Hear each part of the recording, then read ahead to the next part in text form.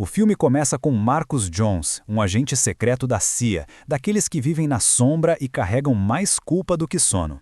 Ele está parado dentro do carro, sozinho, observando um padre conversando com um grupo de jovens que jogam basquete na quadra da igreja. Dá para ver nos olhos dele que aquilo mexe com algo lá dentro. Talvez inveja daquela paz toda, talvez saudade de um tempo em que ele mesmo acreditava em alguma coisa. Depois de pensar um pouco, Marcos sai do carro, pega uma mochila grande e segue o padre até a catedral, sempre na surdinha, como o profissional que é. Lá dentro, ele puxa papo, elogia o trabalho do sacerdote com os jovens e diz que quer ajudar de alguma forma. O padre, que parece enxergar através das pessoas, convida Marcos para a confissão. Mas Marcos recusa na hora, achando que já está muito afundado no próprio passado para ser salvo. Só que o padre insiste, com aquela calma que irrita e conforta ao mesmo tempo. Marcos acaba cedendo e senta ao lado dele. E é aí que ele começa a desabafar. Fala que é agente da CIA, que já matou muita gente, que já perdeu a fé faz tempo. Sua vida, então, vira um flashback, voltando alguns meses no tempo. Nesse passado, Marcos aparece conversando com Dietrich, seu mentor e chefe dentro da CIA.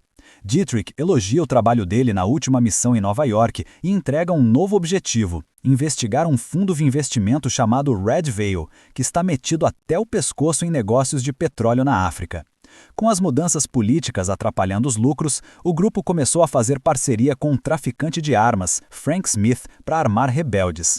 A missão de Marcos é bem simples, na teoria: conseguir informação suficiente e, quando chegar a hora, eliminar tanto Frank quanto John Red Veil, o chefão do fundo. Tudo isso sem deixar rastros da CIA. Marcos aceita, pega sua mala e parte. 6 meses se passam e agora ele já está totalmente infiltrado como segurança pessoal de Frank Smith. Os dois embarcam num jatinho particular rumo a um encontro com John Red Veil, onde vai rolar uma transação absurda de $100 milhões em dinheiro vivo. Quando pousam, 2 carros cheios de agentes da CIA seguem de perto, e Dietrich até monitora tudo de um helicóptero, pronto para atacar assim que Smith colocar as mãos no dinheiro. Mas tudo dá errado quando agentes renegados da própria agência emboscam Dietrich, matam o cara e tomam o controle da operação. A partir daqui, é cada um por si. Enquanto isso, Frank Smith começa a passar mal dentro do carro, suando frio e reclamando do ar-condicionado que já está ligado há muito tempo. Logo fica claro, ele está tendo um ataque cardíaco. Marcos manda o motorista correr para o hospital, ignorando completamente os planos dos agentes, que já perceberam que o esquema desandou. Os carros atrás começam a se aproximar e o ataque começa. O motorista é baleado e morre na hora. Marcos, agora sozinho, assume a direção, pisa fundo e troca tiros enquanto tenta despistar os perseguidores. Finalmente, ele consegue escapar por um momento e chega ao hospital. Smith é levado às pressas para a emergência. Marcos fica no saguão e conhece a doutora Brown, que diz que vai cuidar dele. Do lado de fora, FBI, CIA e sabe-se lá quem mais começam a cercar o hospital. Zender, um agente durão, chega de helicóptero com uma operativa ao lado. A tensão só aumenta. Os seguranças do hospital notam o carro de Marcos cheio de tiros e chamam a polícia. Por dentro, a situação fica ainda mais tensa. Seguranças cercam Marcos e pedem para ele largar a arma. Ele descobre que Frank Smith foi estável para a UTI, mas alguém escuta essa informação e imediatamente passa adiante para pessoas com más intenções. Marcos está fisicamente mal por causa de sua diabetes. A doutora Brown percebe e manda uma enfermeira cuidar dele. A enfermeira aparece e o leva até uma sala. Nesse mesmo momento, um agente infiltrado entra no hospital. 2 seguranças tentam detê-lo, mas ele os mata sem a menor hesitação. A enfermeira começa a examinar Marcos e até dá umas indiretas, brincando com a ideia de sair com um segurança particular. Mas a flertada dura pouco. O assassino invade a sala e abre fogo, matando a enfermeira na hora. Marcos reage no instinto, consegue fugir e se esconde. Em seguida, ele vira o jogo, surpreende o assassino e o elimina rapidamente. Sem tempo a perder, ele tenta subir até a UTI. O elevador é lento demais, então ele pega a escada. No caminho, encontra mais um agente e uma troca de tiros feroz se inicia na escadaria. Marcos escapa por pouco, se joga no corredor e acaba entrando na ala psiquiátrica, procurando qualquer saída. Lá dentro, cercado por pacientes perturbados, uma garotinha aponta para um duto de ventilação que leva para fora. Antes que ele consiga subir, outro agente aparece e parte para cima. Mas Marcus, cansado, ferido e ainda assim letal, contra-ataca com velocidade e força, finalizando o inimigo com um chute devastador no pescoço. Enquanto tudo isso acontecia dentro do hospital, Xander já estava perdendo a paciência. Ele havia mandado um agente atrás do Marcus, mas não recebeu nenhum retorno. Desconfiado, manda sua operativa, uma mulher fria, calculista e eficiente, descer atrás dele. Ao mesmo tempo, Xander invade a sala onde Smith está sendo tratado, cercado por vários agentes. Ele quer que Smith se entregue imediatamente. A doutora Brown tenta proteger o paciente, mas Xander mostra a arma e deixa claro que, se ela não colaborar, alguém ali não vai sair vivo. A médica tenta manter a calma, mas está cercada de psicopatas com crachá da CIA. Enquanto isso, Marcus avança pelo andar com a arma levantada, pronto para qualquer coisa. Xander pressiona a doutora Brown a aplicar adrenalina em Smith, mesmo ela avisando que isso pode matar o homem. Mas Xander não está nem aí, quer o dinheiro, quer o poder e quer tudo do jeito dele. A médica insiste, tenta argumentar, mas ele ameaça a vida dela e do assistente. Acuada, ela tenta ganhar tempo. Nessa movimentação tensa, Marcus dá de cara com a agente Flória, a mesma que Xander mandou atrás dele. Eles já se miram atirando.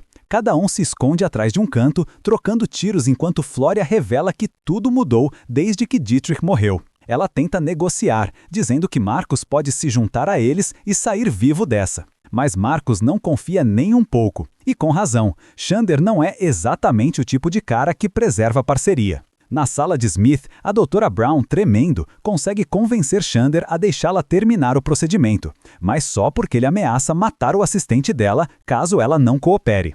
Marcus insiste para Flória explicar o que está acontecendo. Ele era o líder da operação e agora tudo virou de ponta cabeça. Ela diz, sem rodeios, que Xander quer pegar a grana, sumir no mundo e, detalhe, sem Marcus. Ela oferece um último acordo, junte-se a eles ou morra. Marcus, obviamente, recusa. Ele aproveita um armário próximo como cobertura e sai correndo dali.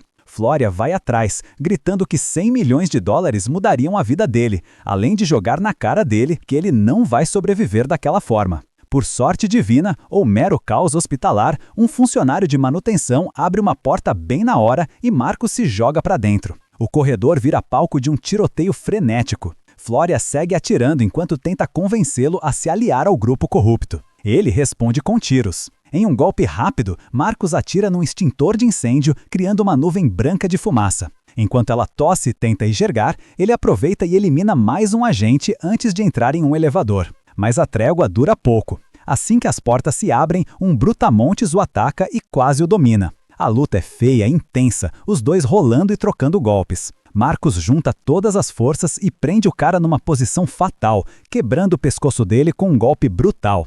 Antes mesmo de respirar, Flória aparece, armada, calma, sorrindo, como quem já sabe que ganhou. Ela o obriga a caminhar até a sala onde Smith está sendo operado. Xander está lá tranquilo como se fosse um passeio no parque. Xander provoca Smith, revelando que Marcus era um agente da CIA designado para eliminar o traficante. E não para por aí. Ele ainda confessa que matou Dietrich só para ver a reação de Marcus, que fica possesso. Ele promete matar Xander, mas Flória o nocauteia com uma coronhada antes que ele chegue perto. Cansado de esperar, Xander obriga a doutora Brown a colocar Smith numa cadeira de rodas e acompanhá-los. Ele quer garantir que Smith não morra até que o dinheiro esteja garantido. Saindo da sala, Xander ainda mata a última enfermeira que encontra no caminho, sem pensar duas vezes. Quando olha para Marcus desacordado, por um momento hesita. Lembra das missões juntas, das vezes em que Marcus salvou sua vida. Mas a ambição fala mais alto. Voltamos ao presente e Marcus conta tudo isso ao padre. Diz que não está ali pedindo perdão, porque acha que o mundo seria melhor sem gente como ele. Ele só quer saber o que aconteceu com Xander e o resto da equipe. Enquanto isso, Xander, Flória, Smith e a doutora Brown entram no elevador, chegam ao subsolo e entram numa van esperando por eles. Logo em seguida, Xander liga para reportar o tiroteio no hospital, colocando a culpa toda em Marcus, e ainda descreve ele como um assassino armado e perigosíssimo. Dentro da van, Smith ri, dizendo que Xander cavou a própria cova. Ele avisa que o Red Veil não perdoa traições. O homem é poder, ego e controle, e vai esmagar qualquer um que tente roubá-lo. Mas Xander não está nem aí, está obcecado com 100 milhões. Marcus acorda no hospital ao lado do corpo da enfermeira morta. Confuso, mas determinado, ele sai tropeçando pelo corredor. Pega a escada, arma em punho, até alcançar a saída. Lá ele vê uma ambulância estacionada e decide dar uma de motorista novamente. Entra, liga e sai. No prédio da Red Veil, no centro financeiro de Nova York, Smith e Xander chegam. Um assistente percebe que Smith está acabando e tenta ajudar, mas Xander diz que está ali para representar Smith na negociação. Red Veil aparece logo depois. Ele estranha tudo aquilo, não confia em Xander nem nos agentes que o acompanham. E quando Xander insiste para fechar o negócio naquele mesmo dia, Red Veil diz que não. A conversa esquenta, armas são erguidas. Xander exige a parte de Smith no dinheiro. Red Veil olha para Smith, buscando uma resposta. Mas o traficante, debilitado, não diz nada. Então Red Veil repete, nega a negociação. Red Veil encara Xander com calma assustadora. Ele avisa, ainda dá tempo de recuar. E completa dizendo que, se eles cruzarem sua linha, ele vai atrás de suas famílias, todas. Mas Xander não se intimida. Contra-ataca dizendo que a equipe dele tem provas de todos os crimes de Red Veil. E aí revela seu trunfo. Ele é CIA. Red Veil percebe que está encurralado e, por hora, cede. Só que Xander não quer nenhuma testemunha. Ele vira, mira e mata o guarda de segurança ali mesmo, a sangue frio. A assistente de Red Veil tenta avisar os seguranças do cofre, mas Xander nem deixa ela terminar a frase. Mais um tiro e ela cai no chão. A caminho do cofre no elevador, Red Veil tenta comprar a lealdade deles, prometendo poder, dinheiro e proteção. Os agentes recusam. Quando chegam, Xander elimina rapidamente os 3 guardas posicionados na entrada como se estivesse resolvendo um problema simples. Lá dentro, Red Veil revela a fortuna, $100 milhões em dinheiro vivo. Ele pergunta se Smith realmente vai permitir que levem tudo. Smith, mal respirando, diz apenas que Xander jamais sairá com aquele dinheiro. Xander ri e até aposta $10 mil do próprio Smith de que vai conseguir. Nesse momento, Marcus chega ao prédio. Ele corre até o cofre e encontra os guardas estirados no chão, percebe que está no lugar certo e avança. Dentro do cofre, Xander manda um agente começar a transferir o dinheiro para bolsas, mas Marcus aparece e o derruba com um golpe, escondendo uma das sacolas. A movimentação alerta Xander e Flória, que puxam suas armas. Xander grita o nome de Marcus. Marcus exige que ele se renda. Xander tenta negociar. Leve essa mala e vá embora, é sua, acabou. Marcus recusa sem hesitar. Smith finge outro ataque cardíaco. Marcus diz que ele está ficando sem opções. Xander fica cada vez mais pressionado e decide jogar sujo. Agarra a Dra. Brown e coloca a arma na cabeça dela. Ele a empurra para o corredor e dá a Marcus uma contagem regressiva. Sem alternativas, Marcus joga a arma nos pés dela. Xander manda ela chutar para ele. Ela hesita e isso quase lhe custa a vida. Marcus reage rápido, salva a doutora e fogem para o saguão principal, onde seguranças começam a ser chamados. No andar superior, Xander inicia uma busca furiosa pelos dois, deixando Flória vigiando a área. Quando a oportunidade surge, Smith, quase morrendo, tenta atacar Flória, mas ela atira nele. Red Veil aparece e tenta prendê-la dentro do cofre, mas ela prova por que era a mais perigosa da equipe. Mata ele com uma faca arremessada com precisão letal. Xander chega de volta a tempo de libertar Flória.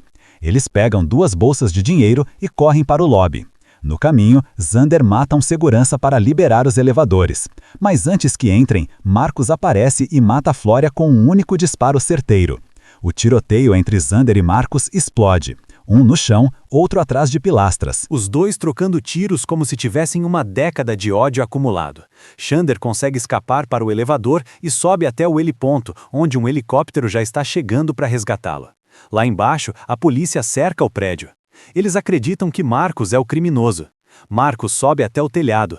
Xander o espera, arma em mãos, pronto. Quando se encaram, o último confronto começa. Eles trocam tiros até Marcus ficar sem munição, forçando-o a se esconder. Xander avança provocando. Metade desse dinheiro ainda é seu se você quiser. Mas Marcus não quer, nunca quis. Quando Xander se aproxima, Marcus o surpreende, desarma-o e os dois começam uma luta corpo a corpo brutal. É uma batalha cheia de rancor, de lembranças, de traição. Xander diz que Marcus nunca esteve comprometido com a missão e o acusa de ser fraco por ainda acreditar em honra. Marcus rebate com golpes pesados. A luta vai ficando cada vez mais violenta, até que Marcus finalmente domina Xander. Ele trava os braços dele e, com um movimento preciso, quebra os dois. Em seguida, aplica o golpe final no pescoço, matando Xander de uma vez por todas. A polícia invade o prédio logo depois e encontra um rastro de corpos, mas não Marcus. Eles sobem até o telhado e localizam o corpo de Xander. No saguão, o capitão mostra uma foto de Marcus para a doutora Brown, furioso. Mas ela afirma: ele salvou minha vida. Do lado de fora, Marcus se mistura à multidão, discreto, carregando a bolsa de dinheiro que conseguiu esconder. A história volta para o presente. Ele está diante do padre, terminando seu relato. O padre reza com ele o Pai Nosso. Depois oferece perdão e Marcus aceita em silêncio. Ele sai da capela e deixa a mala cheia de dinheiro para trás. Do lado de fora, ele se detém por um momento, observando um grupo de garotos jogando basquete, sorrindo ao ver a simplicidade, a vida, algo que ele quase esqueceu como era. E assim termina a história.